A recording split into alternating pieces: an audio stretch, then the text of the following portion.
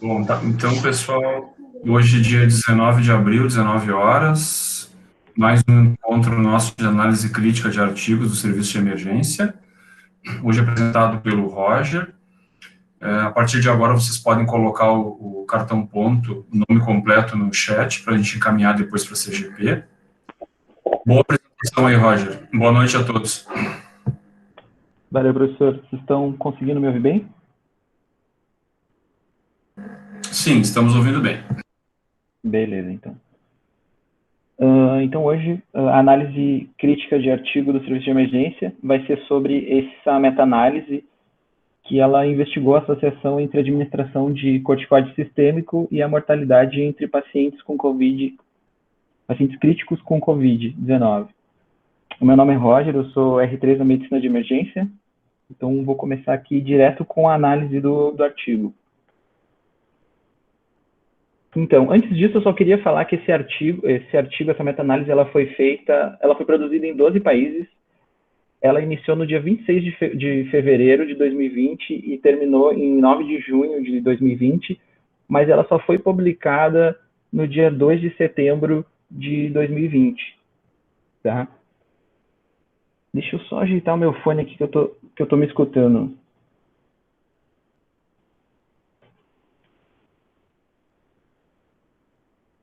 Acho que vai ter que ser assim mesmo. Então, qual é a base teórica do assunto investigado? O uso de corticoides no tratamento de infecções graves, ele sempre foi um assunto controverso. Ele já foi estudado em outras epidemias, pandemias, tipo H1N1, e ele não se mostrou benéfico. Durante a pandemia da Covid-19, se surgiu uma nova oportunidade para se aprofundar os estudos dessa medicação.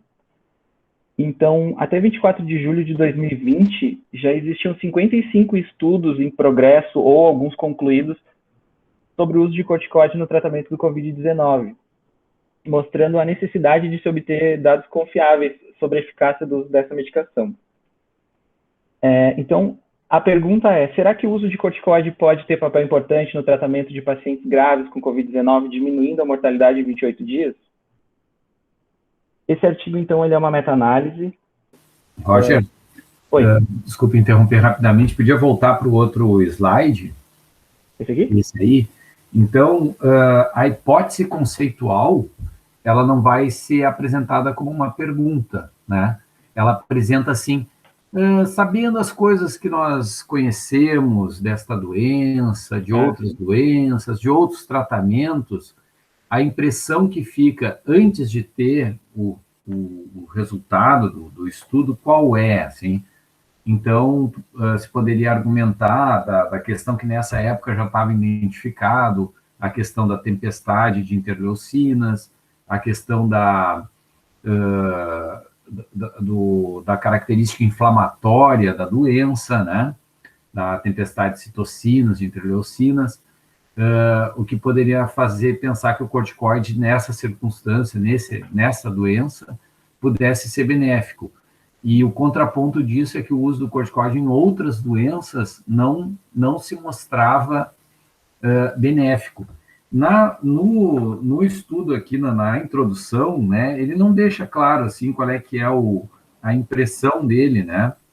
Se os corticoides seriam ou não seriam bons. Ele não, às vezes, a expectativa do investigador transparece na apresentação inicial do artigo. Nesse caso, eu não consegui identificar que ele tivesse alguma coisa pré-formada, mas eu me lembro que isso aqui causou bastante briga entre médicos e categoria médica, porque tinha gente querendo usar, tinha entidades de classe técnico-científicas, médicas que achavam que não, até fizeram documentos dizendo que não concordavam naquela lá no início, né, com o uso de corticoides, né? Então, a hipótese conceitual teria que ser assim.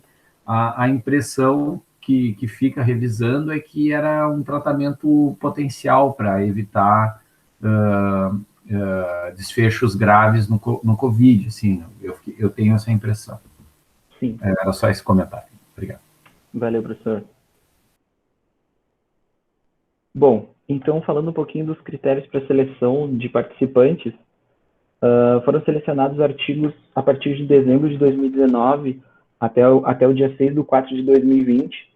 Eles usaram essas 3 bases de dados para angariar os artigos, e as 3 palavras que eles usaram para selecionar esses artigos foi Covid-19, corticoides e esteroides. Então, dessa pesquisa, surgiram 13 artigos que eles encontraram. E, posteriormente, com a ajuda de alguns especialistas e algumas outras pessoas desse grupo, surgiram mais 3 trabalhos. Então, eles começaram com potencialmente com 16 trabalhos.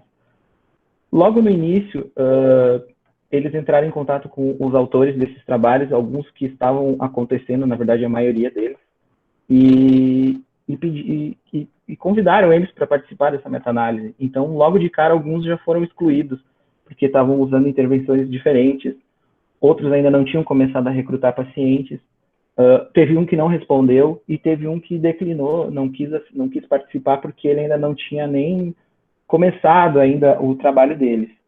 Então, no final dessa seleção, sobraram 7 artigos, 7 trials que eles usaram nessa meta-análise.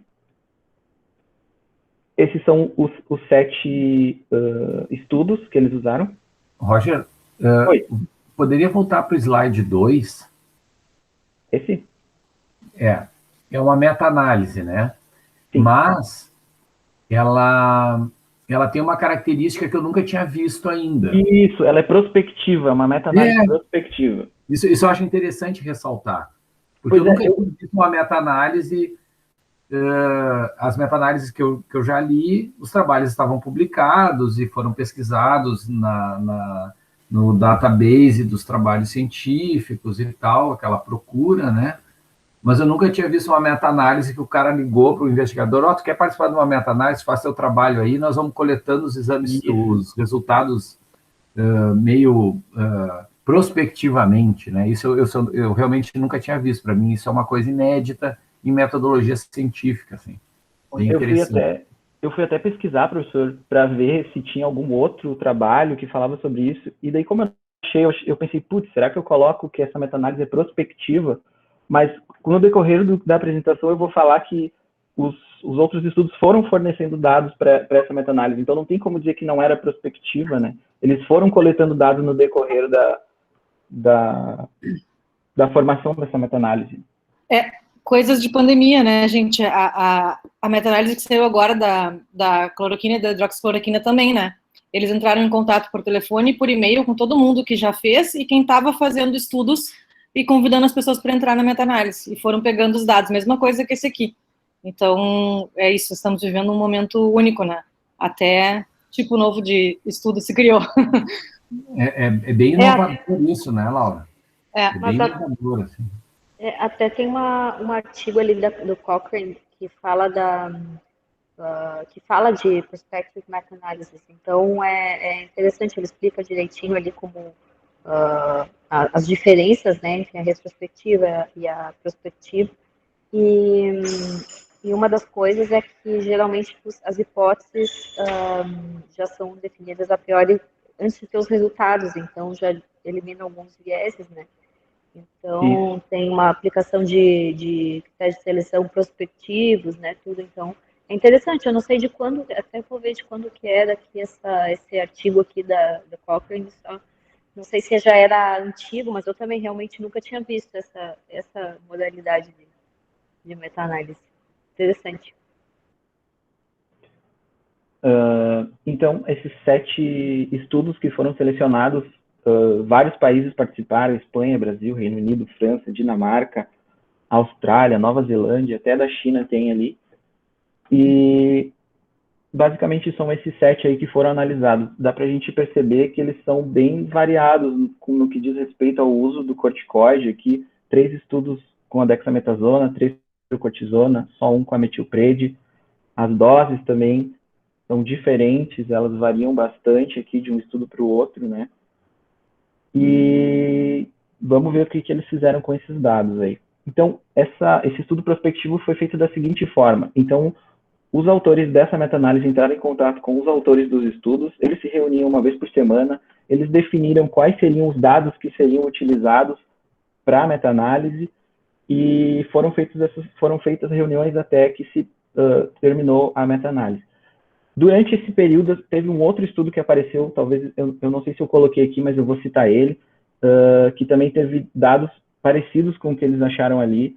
Então, ele só não foi anexado, só não foi colocado junto com os outros, porque ele teve a publicação no decorrer do andamento desse estudo, dessa meta-análise. Então, eles não quiseram colocar, porque o pessoal que estava antes já tinha, desde o início, já estava participando desde o início. Então, foram 7 estudos.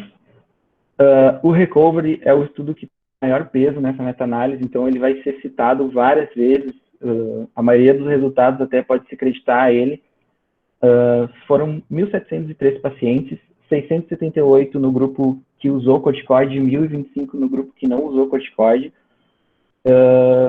E o que eles quiseram analisar foi a mortalidade em 28 dias nos pacientes que usaram corticoide e nos que não usaram corticoide, os pacientes críticos.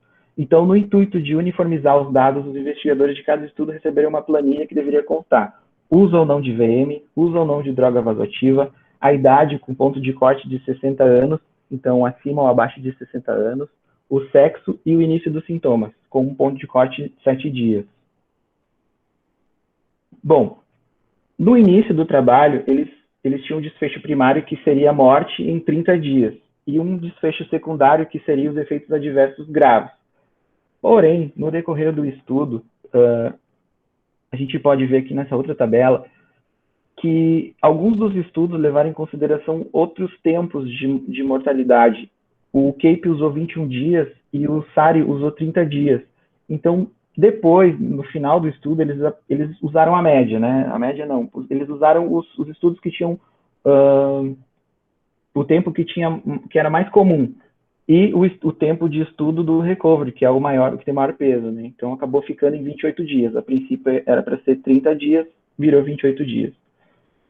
Com relação aos efeitos adversos graves, que para eles seria sepse e infecções secundárias, teve um probleminha, porque os estudos, eles não tinham uma uniformidade nesses dados. Então, no decorrer dessa meta-análise, eles perceberam que isso se tornaria um problema. Então, eles não analisaram esse desfecho secundário, mas eles fizeram uma figura para mostrar algumas coisas, alguns dados para a gente. Eu vou mostrar mais para frente. Então, qual que é a hipótese operacional? A hipótese operacional é se o uso de corticoide pode mudar a mortalidade nos 28 dias do paciente crítico com COVID. E, a priori, não identifiquei, não vi se tinha hipótese secundária. Não sei se alguém quer comentar alguma coisa sobre isso.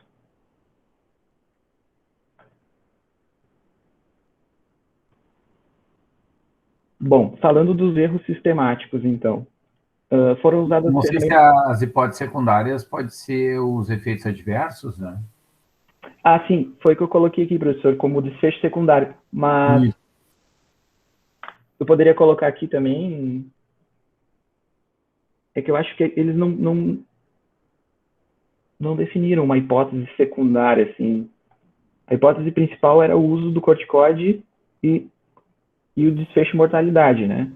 Se a gente ficar na hipótese na principal, né, a hipótese operacional, eles usaram intervalo de confiança, odds ratio, né? Sim. Então, a gente diria como essa hipótese operacional, que a hipótese operacional tem que ser uma formulação matemática de igualdade, né? Então, seria o uso de corticoide ou, por exemplo, assim, o risco relativo de morrer para pacientes com COVID grave, dos quais é administrado corticoide ou não é administrado corticoide em 28 dias é igual a 1, por exemplo. Entendi. O risco relativo igual a 1 seria a igualdade, né? E daí as suas avaliações estatísticas vão ver se tu consegue diferenciar duas populações que seria devido a essa intervenção, né, que seria o uso do corticoide. Entendeu? Tá. Com a hipótese operacional, a gente sempre tem que fazer tipo uma uma formulação matemática. Então, a mortalidade é igual nos pacientes que usaram corticoide ou não usaram corticoides nos pacientes com COVID-19 grave, por exemplo. Ou agora, se tu tem intervalo de confiança, risco relativo, daí tu bota risco relativo, por exemplo. Acho que foi risco relativo que ele apresentava, né? Foi risco relativo, aham. Uhum. Então, essa seria a minha sugestão de hipótese operacional. O risco relativo de pacientes com COVID-19 grave que usaram corticoide ou não usaram corticoide, o risco relativo de morrer é igual a 1, seria a igualdade. Tá. Não sei se alguém tem uma outra sugestão de hipótese operacional. Eu acho que é essa, Gerson. A mortalidade de ambos os grupos é igual, usando corticoide ou tratamento padrão, tratamento convencional, acho que é isso. Beleza. Vou continuar, então. Houve controle adequado dos erros sistemáticos, como foi feito? Então, eles usaram diversas ferramentas nas análises de cada etapa do trabalho. Eu nunca tinha ouvido falar de nenhuma delas, então eu nem coloquei os nomes aqui, mas cada etapa foi usada uma ferramenta diferente para tentar controlar esses erros. Eles usaram uma classificação de baixo risco, risco intermediário e alto risco para definir a análise de subgrupos ali. Então, mais para frente eu vou citar. Os investigadores de cada estudo, eles forneceram os métodos usados para gerar a randomização dos pacientes, se os pacientes e profissionais de saúde estavam cegados ou não, os dados de como eram aplicadas as intervenções e os métodos usados para medir a mortalidade e os eventos adversos graves. Então, o risco de viés era analisado independentemente por 4 examinadores e, no caso de uma discordância, abria-se uma discussão entre os 4. Como se procedeu o controle de erros aleatórios? Então, eu acho que ela pode ter sido comprometida a análise dos dados pelo N de alguns estudos, e principalmente o fato de só ter um estudo analisando a metilprednisolona e ele ser um estudo bem pequeno. Então, eu acho que nesse lado da meta-análise eles pecaram. Não sei se alguém quer comentar essa parte dos erros aleatórios.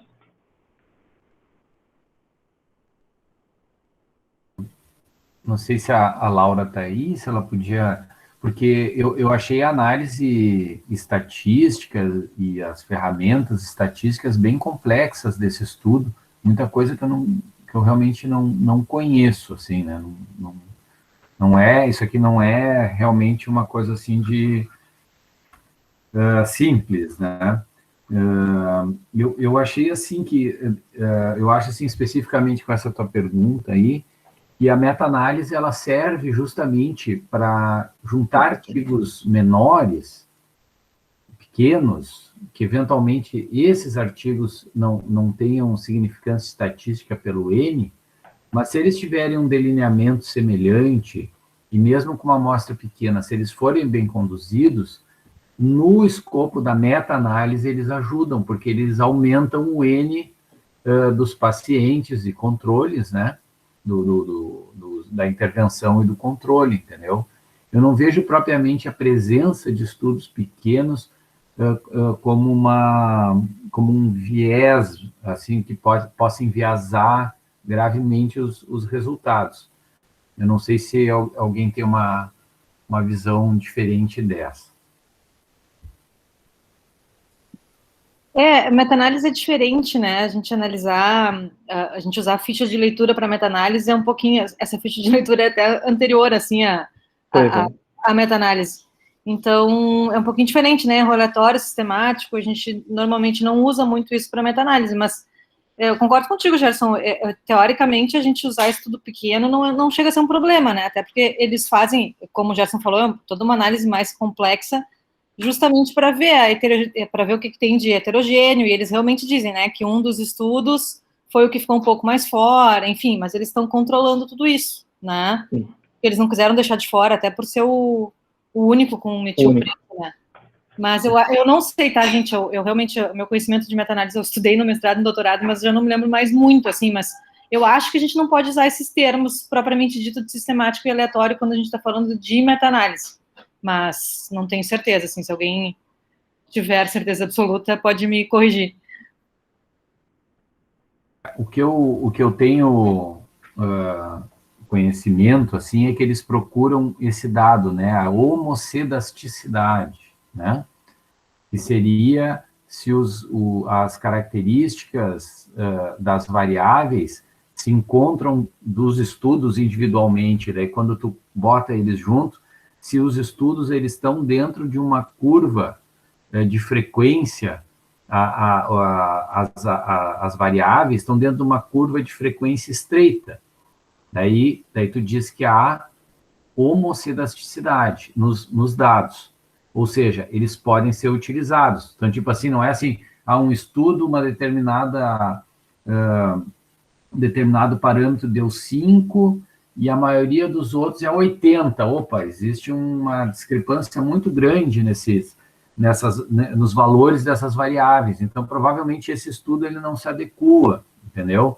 É uma coisa bem complexa. Eu não sei também direito, estou falando mais ou menos como eu consegui compreender essa história da homocedasticidade dos estudos para entrar em meta-análise. Tem a ver também com a definição de variáveis, né, Gerson? Tipo, aqui fica um pouco mais fácil, aqui como na cloroquina, porque é o uso de medicações bem específicas, a dose não varia tanto, embora varie um pouco. Mas, por exemplo, no meu doutorado, eu falei sobre os vozinhos que têm queixas inespecíficas, um clássico da nossa emergência, né? Piora do estado geral. E as meta-análises era muito difícil de fazer, porque a definição de piora do estado geral varia de um estudo para o outro. Então, a variável que estava sendo analisada era muito diferente de um estudo para o outro. Um definia como piora do estado geral quando não tinha, sei lá, tais queixas. O outro definia que era quando passou mais de 2 dias e ainda não fez diagnóstico. Uhum. E aí dava... aqui é morte, então não varia muito. Exato. Então, assim fica mais fácil. Aí dá esse número que está muito diferente e tu acaba não conseguindo fazer a meta-análise. São várias dessas coisas que entram aí no meio. Beleza, vou continuar aqui então. Eu trouxe essa tabela só para mostrar que tinham algumas coisas que não foram analisadas na meta-análise, por exemplo, o uso de algumas medicações conjuntamente com o uso dos corticoides. Então, eles não analisaram a interação com remdesivir, com lopinavir, com favipiravir, com hidroxicloroquina, com azitromicina e nem com o plasma. Bom, aqui eu vou trazer as tabelas e as figuras da análise de subgrupos.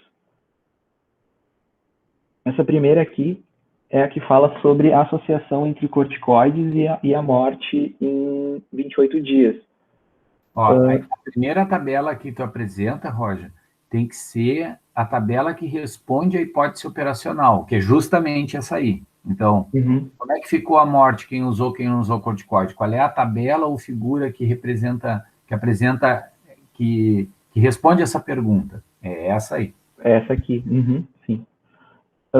Então, eu chamo a atenção para a dose, né, dos corticoides, do recovery. Então, era uma dose mais baixa, né, e o recovery tem um peso gigantesco na análise desses dados, ele tem um peso de 57%, e todos os estudos juntos com dexametasona tem um peso de 76%, então 3/4 dos resultados dessa meta-análise foram graças ao uso da dexametasona.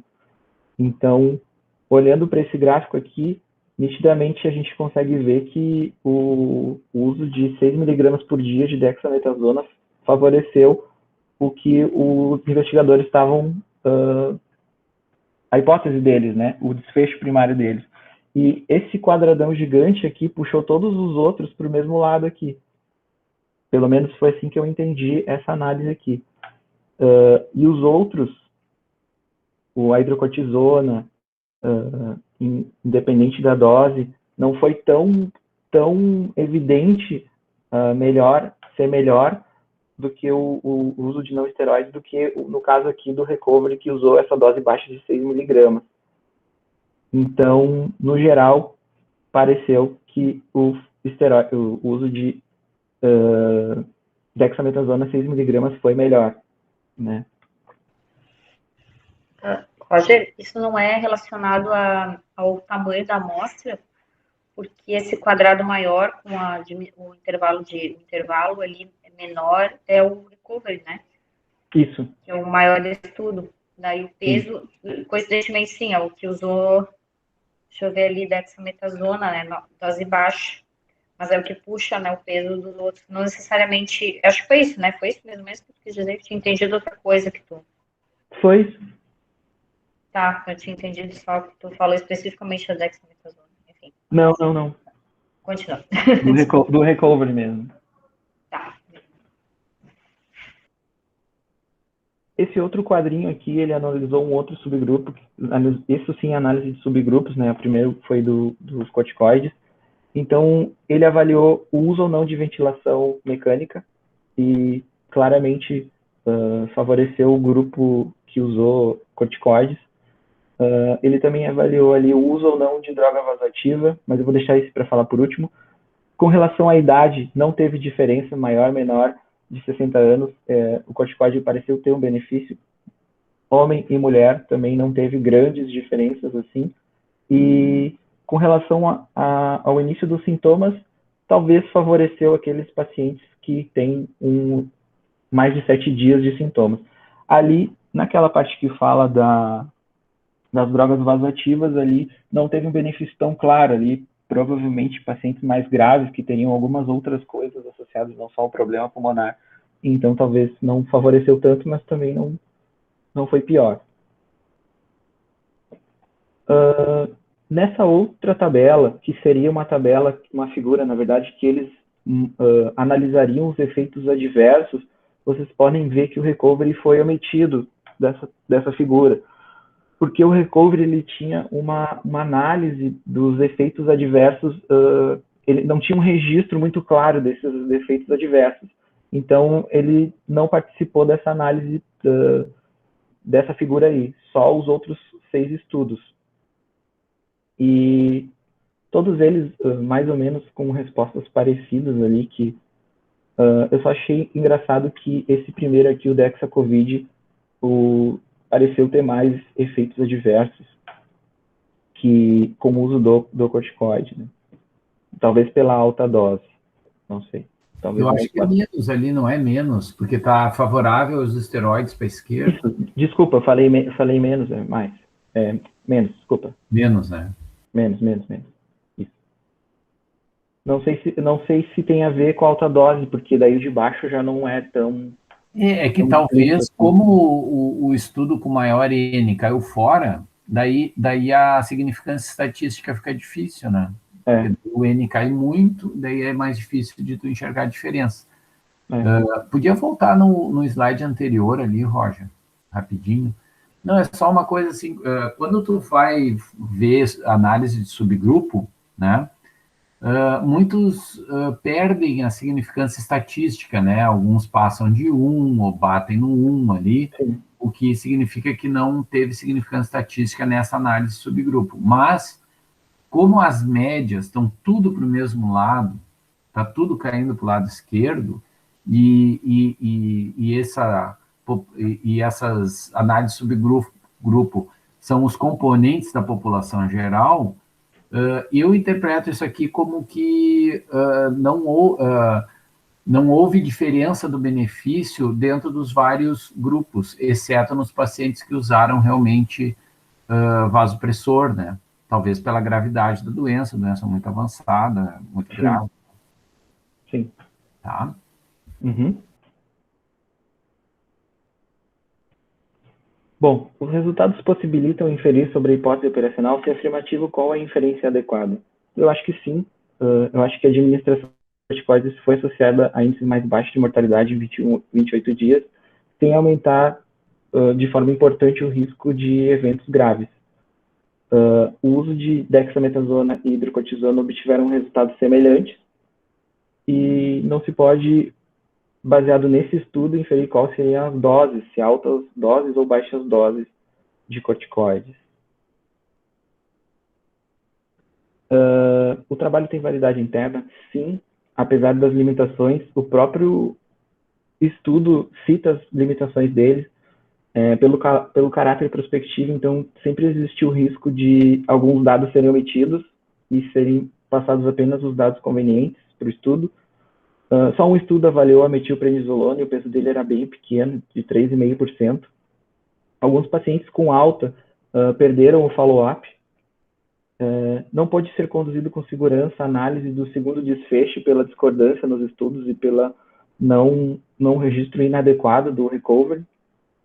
E os estudos só avaliaram adultos, então talvez não se possa reproduzir esses resultados para as crianças, mas teria que ser feito outros estudos para ver isso. E também teve a divergência ali do início, que era o tempo do desfecho de alguns estudos, né? Então, tinha um estudo que era 21 dias, outro 30 dias, e no fim eles fizeram ali 28 dias, que era a maioria dos estudos. E uma outra limitação é que o recovery ele tinha um peso muito grande, de 57%, então talvez ele influenciou muito nos resultados. O trabalho tem validade externa? Qual a inferência sobre a hipótese conceitual? Sim, os dados analisados eles foram ao encontro da hipótese testada, o que levou inclusive a uma mudança no tratamento de pacientes graves com Covid-19. O recovery ele foi um estudo que ele teve que ser encerrado, quando ele estava em andamento ele teve que ser encerrado, porque foi comprovado que a intervenção, o uso do corticoide diminuía a mortalidade, então ele não chegou ao fim que eles tinham planejado, ele parou antes. Então, eu acredito que sim, até por causa do próprio recovery. E é isso. Roger, muito boa apresentação. Eu só queria te dar uma orientação sobre o 12 ali, se tu puderes voltar. Quando a gente fala em validade externa, a gente está se referindo assim, bom, esse estudo, digamos, foi feito no outro continente, no outro país, com uma população muito específica. Será que os dados desse estudo podem ser generalizados para a nossa população, que nós vamos atender? Né? Isso é uma pergunta que está dentro da validade externa. A outra questão da validade externa é se os recursos tecnológicos, medicamentosos e de avaliação são disponíveis ou são semelhantes no lugar que nós estamos atendendo. Será que os dados desse estudo podem ser generalizados para a nossa população? Essa é a questão dessa pergunta, né? Se tem validade externa.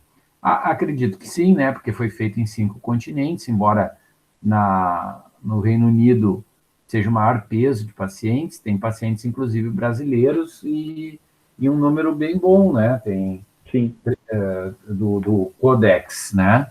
Tem bastante brasileiro, feito aqui no Brasil também. E nós temos essas medicações, e nós temos atendimento semelhante ao que prestam na Inglaterra, então sim, né? Tem validade externa para nós. Esse é o sentido dessa pergunta, tá bom? Sim. Aqui que entraria aquela limitação que tu colocou no slide anterior em relação às crianças, né? A questão da validade externa pode ser essa, talvez para usar em criança não seja adequado porque não tinha criança na amostra deles, né? Uhum.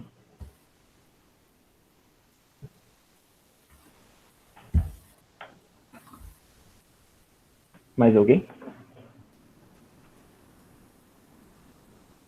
Bom, e mudou a nossa...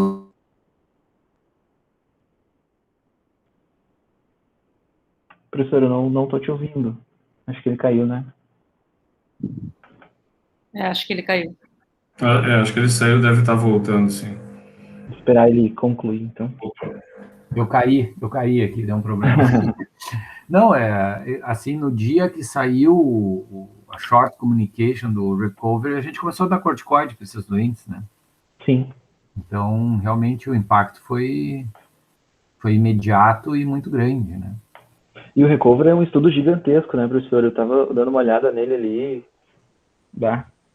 Sim, ele aborda várias questões do Covid, não é só o corticoide, né? Esse aí foi o que deu certo. Ele avaliou até a hidroxicloroquina, que, né, infelizmente não deu certo, e também ajudou a enterrar a hidroxicloroquina nos pacientes internados, né? Eu não sei se o Zé está com a gente ainda, se ele quer falar alguma coisa sobre isso, que ele tem mais experiência que todo mundo nisso aí. Acho que o Vicente está com um problema no microfone. Ele queria falar aqui, pelo que eu tô vendo. Se ele tenta reentrar, Vicente, ou então tu escreve no chat que eu vou falando aqui por ti. Isso, acho que ele vai tentar reentrar. Não, eu concordo, acho que a tua apresentação foi muito boa, Roger. Acho que é um aprendizado essa questão do uso da ficha de leitura. Acho que faz parte do treinamento de vocês, acho que isso é bem importante, né? Estão me ouvindo? Sim, Vicentinho. Sim, estamos ouvindo. Tá bem. Não, eu só queria terminar aqui, Vicentinho, já passa a palavra para ti. Não, acho que foi legal a apresentação, Roger. Acho que o objetivo das reuniões, muito mais do que acertar e do que dar, e tem muita coisa que a gente mesmo desconhece do ponto de vista de análise estatística, de modelos de estudo. Eu também, quando li, fiquei bastante confuso nesse cenário de meta-análise prospectiva, foi a primeira coisa que me chamou a atenção, dos investigadores serem questionados ao longo dos seus estudos para participação, isso é uma coisa que eu nunca tinha visto também, né? Sim. E eu concordo com o Gerson, lá na base teórica, quando a gente começou a cuidar desses pacientes aí na pandemia, a grande questão que havia na literatura era dar corticoide, em que fase dar, e vários trabalhos comentando que a gente poderia atrapalhar a evolução da doença no sentido da replicação viral, da fase inicial da doença, né? Era um grande ponto de interrogação. Isso vinha dos trabalhos lá antigos da década de 90, principalmente, depois em 2009, na década de 90 no cenário da SARA, o uso do corticoide na SARA, e depois em 2009, do uso do corticoide na epidemia de gripe, né?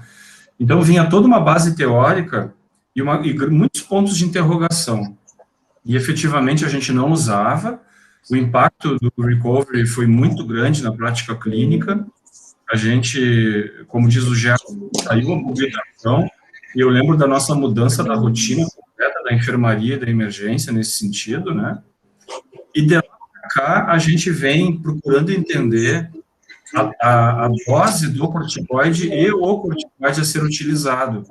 E de lá para cá surgiram vários outros trabalhos, mostrando mais de 10 trabalhos, tentando mostrar outros corticoides, inclusive tentando comparar a metilprednisolona com a dexametasona. Mas isso já é foco de outras discussões, vamos dizer assim, né?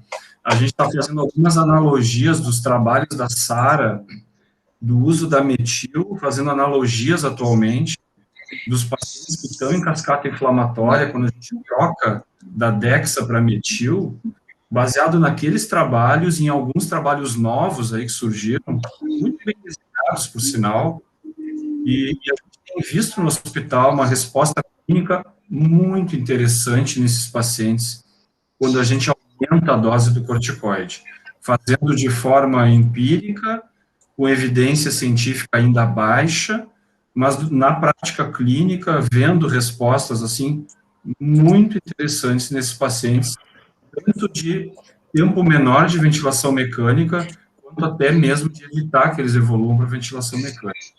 Então, eu queria fazer um comentário mais histórico nesse sentido, e vejo ainda desafios em relação a essa pergunta. Acho que não há dúvida de que há benefício, e o recovery puxou essa curva na análise da meta-análise, da meta-análise, puxou o gráfico bastante, né? E a Inglaterra tem publicado muitos trabalhos, onde os trabalhos deles partem, assim, de 120 a 150 hospitais. Então, eles têm uma rede organizada do ponto de vista de coleta de dados e de análise que é respeitável, assim, no mundo inteiro, né? Então, a gente tem que olhar sempre com bons olhos quando vem trabalhos da Inglaterra, eles são muito organizados. Agora saiu um trabalho recente a respeito de scores de mortalidade no COVID, com 270 hospitais envolvidos. Então, realmente é muito impactante os trabalhos que os ingleses fazem, né? E esse da DEXA, do recovery, realmente mudou as condutas nossas aí do dia a dia, e foi muito impactante. Agora a gente já está, inclusive, no segundo momento, né? Mas parabéns aí, obrigado a todos pela participação, bem legal. Vicente, vamos ver se tu consegue entrar agora aí, por favor. Dá para ouvir? Dá, professor, Sim, pode falar. Dá para ouvir? Tá. Bom, eu me incluo nesse grupo pouco afeito às meta-análises também, né? As dúvidas que eu tenho em relação aqui, que eu não achei ali, é que o benefício de tu somar os estudos na forma de meta-análise é aumentar o poder, né? E uma dessas coisas seria tu ter uma melhor visão do desfecho secundário, né? E isso eles não conseguiram demonstrar bem ali, então eu tenho dúvida. E justamente na questão de essa questão de quando um estudo tem um N muito grande frente aos outros que tem um N menor, né? E uma das coisas que se faz é tentar dar pesos para tentar equalizar isso. Eu não consegui entender ali se isso foi feito ou não, porque nos gráficos mostra ali, mas eles não dizem como que fizeram isso, né? Eu vi que eles tentaram fazer o teste Q, o teste I, para tentar ver se tinha discordância entre os estudos, né? Mas eu também tive dificuldade aqui de ver isso, né? Então, o fato de não conseguir avaliar melhor o desfecho secundário, não sei se isso é um defeito do estudo ou não, né? E a pergunta que mais me chama atenção aqui, o que eu mais tenho dúvida é o seguinte: se essa nova variante é uma nova doença ou não, parece que é, parece que não é, ela certamente não está incluída nessa meta-análise aqui, né? Então, qual é o verdadeiro efeito do corticoide nessa nova variante? Será que isso tem diferença ou não tem, né? Então, eu fiquei pensando isso também, quanto que tem diferença ou quanto que não tem. Eu acho que essa vai ser uma questão que vai ter resposta, mas importante a gente analisar me pareceu, assim, importante analisar essa meta-análise à luz de que agora, aparentemente, assim, a gente estava vivendo um outro tipo de doença, que talvez não fosse a mesma doença que gerou os dados para essa meta-análise. Não sei se eu consegui esclarecer minha dúvida. Eu concordo contigo, Vicente. Eu acho que a sensação que a gente tem nesse pico chamado a segunda onda nossa é que parecia da gente estar vivendo outra doença, né? Comparando de tudo que a gente vivenciou ao longo do ano passado, né? E imaginando o mesmo agente etiológico, porém com uma agressividade maior e com uma cascata inflamatória pesadíssima, que é o que a gente vê no dia a dia desses pacientes. Talvez sim, mas no cenário de que talvez a gente vá ter que ter outras formas de avaliar a resposta dessa terapêutica. Eu te entendo nesse sentido, né? Talvez a gente tenha que manter mais ainda e talvez usar dose mais alta vai ter que ser um novo cenário a ser testado, né, Vicente?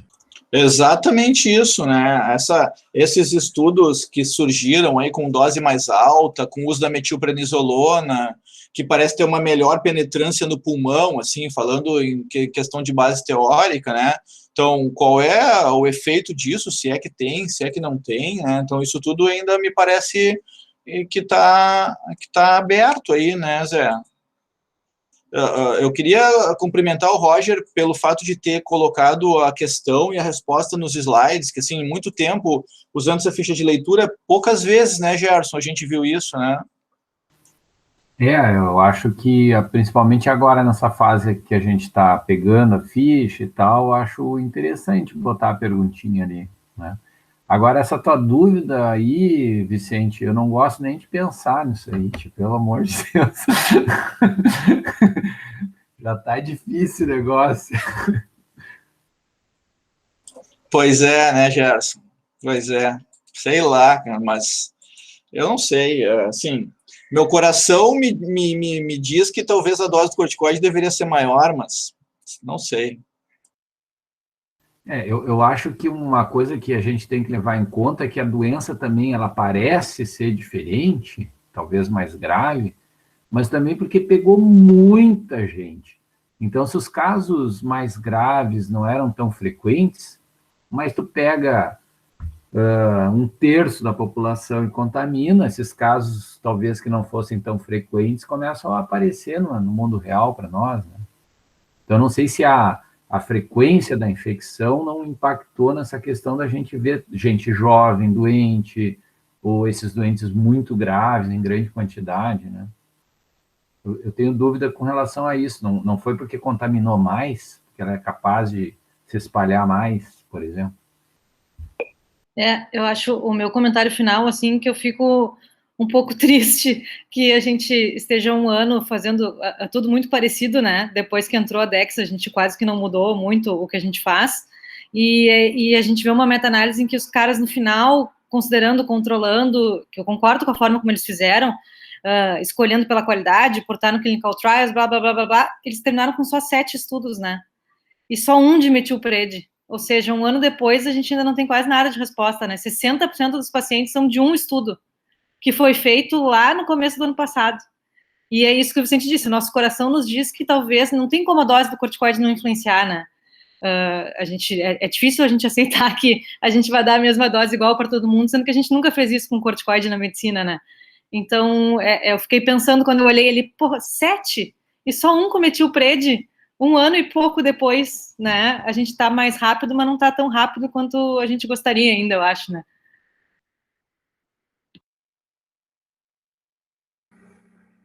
E vou comentar com vocês que eu atendo muito paciente pós-Covid, aqui na Grande Porto Alegre, em mais de um município.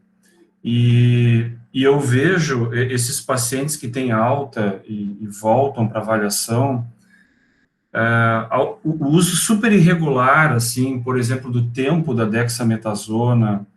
A gente vê pelos próprios estudos que não necessariamente, se tu for olhar o estudo original, não necessariamente esses pacientes completavam os 10 dias, por exemplo, né, se eles tinham alta antes disso.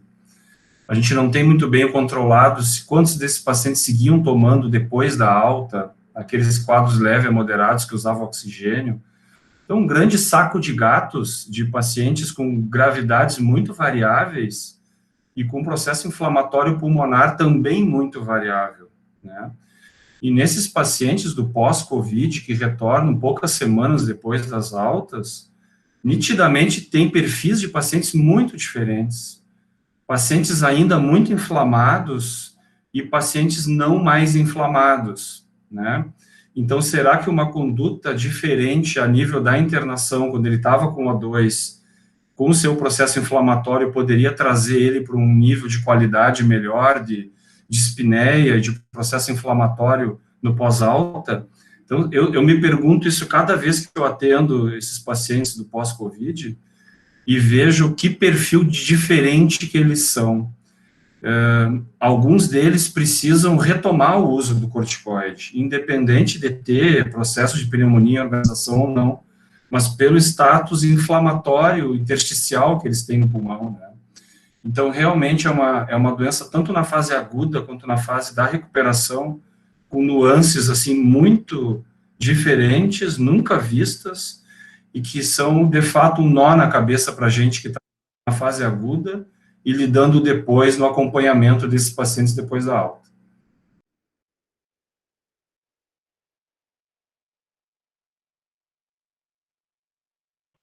Mais alguém quer falar alguma coisa?